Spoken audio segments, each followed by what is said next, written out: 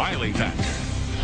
Thanks for staying with us. I'm Bill O'Reilly in the Impact segment tonight. Our first conversation with Senator Barack Obama. It's been a long time coming, as you know, but this afternoon I met with the senator in York, Pennsylvania. Now, we're going to play you the first part of the interview right now, and the rest of it, which is fairly extensive and provocative, will be seen next Monday, Tuesday, and Wednesday. Roll the tape. Well, first of all, thanks for being a man of your word. You bet. But I was worried there for a while. It's been 9 months since we last met in New Hampshire. It took a little while. I've had a few things to do in between.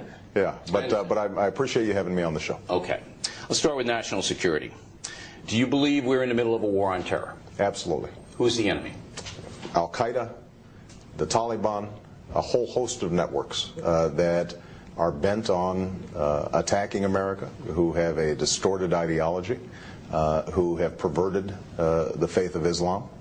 And so we have to go after them. Is Iran part of that component? Iran is a major threat. Now, I don't think that there is the same, they are not part of the same network. You've got Shia and you've got Sunni. We've got to have the ability to distinguish between these groups because, for example, the war in Iraq is a good example, where I believe the administration lumped together Saddam Hussein, a terrible guy, with Al-Qaeda, which had nothing to do with Saddam Hussein. We'll get to that. And as a consequence, we ended up, I think, misdirecting our resources. So they're all part of various terrorist networks that we have to shut down and we have to destroy, but they may not all be part and parcel of the same ideology. But I still don't understand, and I'm asking this as an American as well as a journalist, how threatening you feel Iran is. See, look, if Iran gets a nuclear weapon, okay? Mm-hmm.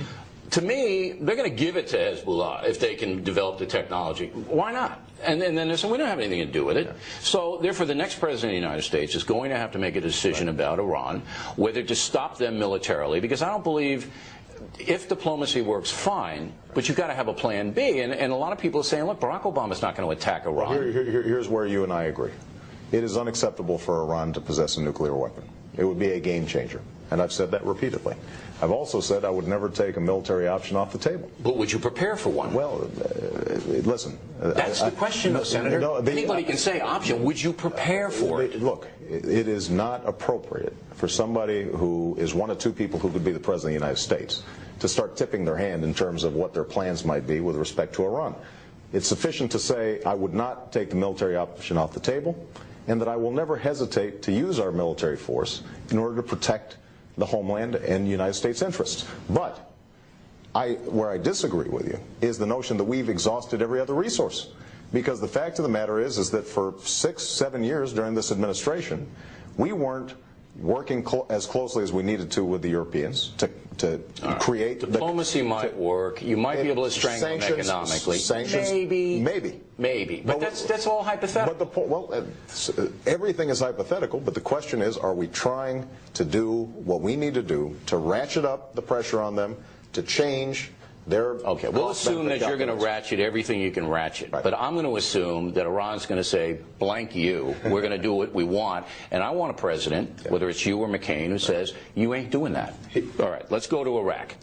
I think history will show it's the wrong battlefield, okay? And I think that you were perspicacious in your original assessment of the battlefield. I appreciate that. I think you were desperately wrong on the surge. And I think you should admit it to the nation that now we have defeated the terrorists in Iraq, and the Al-Qaeda came there after we invaded, as you know. Right. Okay? Absolutely. We've defeated them. Right. If we didn't, they would have used it as a staging ground. We've also inhibited Iran from controlling the southern part of Iraq by the surge, which you did not support. So why won't you say, I was right in the beginning, I was wrong about that? You know, if you listen to what I've said, and I'll repeat it right here on this show, I think that there's no doubt that the violence is down.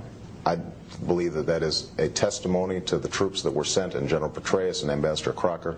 I think that the surge has succeeded in ways that nobody anticipated, by the way, including President Bush and the other supporters. It has gone very well, partly because of the Anbar situation and the Sunni awakening, partly because the Shia wouldn't have been a surge. Well, look. No. If it were up to you, there wouldn't have been a surge. No. You and Joe Biden, no surge. Hold on a second, Bill. If you look at the debate that was taking place, we had gone through 5 years of mismanagement of this war that I thought was disastrous. And the president wanted to double down and continue on an open-ended policy that did not create the kinds of pressure on the Iraqis to take responsibility and reconcile. Well, look,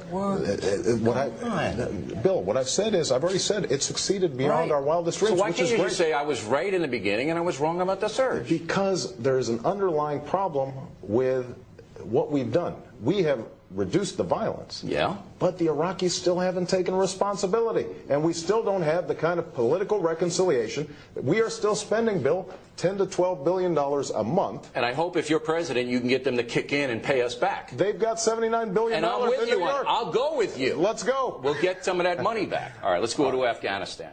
Look, there's no win in the Taliban war unless Pakistan cracks down on the guys that are in Pakistan. You and I okay? Yeah, we all know that. Right. You give a speech in Denver. Good speech, by the way. Thank you. But you bloviated about McCain not following him to the cave. You're not going to invade Pakistan, Senator, if you're president. You're not going to send ground troops in there. You know it. Here's the problem. John McCain loves to say, I would follow him to the gates of hell. Well, he's not going to invade either. Well, and the point is, what we could have done is stay focused. Let's stay now. What we can do is stay focused on Afghanistan and put more pressure on the Pakistanis. Like what? Well, for example, we are providing them military aid without having enough strings attached. So they're using the military aid that we use for nothing to Pakistan. They're preparing for war against India. So you're going to pull in and let the Islamic fundamentalists take them over? No. What we say is, look, we're going to provide them with additional military support targeted at terrorists, and we're going to help build their democracy and provide the kinds of funding. Now. Come on, Negroponte's over there, and he's doing that now. That's not what we've been doing, Bill. We wasted $10 billion with Musharraf without holding him accountable for knocking out those safe havens. So you are going to, again, more diplomacy, and we need it, absolutely, try to convince the Pakistani government to take a more aggressive approach. If you don't, we're going to pull the phone. And what I will do is, if we have bin Laden in our sights, we target him and we knock him out. But everybody will do that. Well, I mean, that would be the biggest win Bush could have. Of course. Do that. But you can't send ground troops in because all hell breaks loose. We can't have, and nobody talked about some full-blown invasion of Pakistan. The simple point that I made was we've got to put more pressure on Pakistan to do what they need to do. All right. Again, the rest of the interview will be seen on Monday, Tuesday, and Wednesday of next week, and it is lively. Right back with reaction to what you just heard from a Republican and a Democrat as the Factor continues.